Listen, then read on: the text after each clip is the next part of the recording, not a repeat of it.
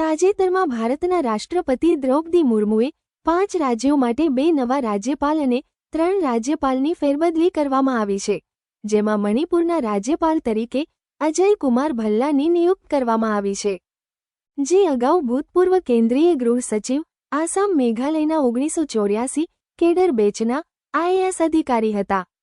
બિહારના નવા રાજ્યપાલ તરીકે આરિફ મોહમ્મદ ખાનની નિયુક્તિ કરવામાં આવી છે, જે અગાઉ કેરળના રાજ્યપાલ હતા.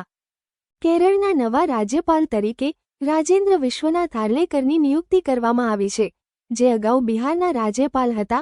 ઓડિશાના નવા રાજ્યપાલ તરીકે હરિબાબુ કંભમપતિની નિયુક્તિ કરવામાં આવી છે, જે અગાઉ મિઝોરમના રાજ્યપાલ હતા. મિઝોરમના નવા રાજ્યપાલ તરીકે આરિફ જનરલ ડોક્ટર વિજયકુમાર સિંઘની નિયુક્તિ કરવામાં આવી છે, જે અગાઉ સુશોભિત નિવૃત્ત આર્મી ઓફિસર અને ભૂતપૂર્વ કેન્દ્રીય મંત્રી હતા.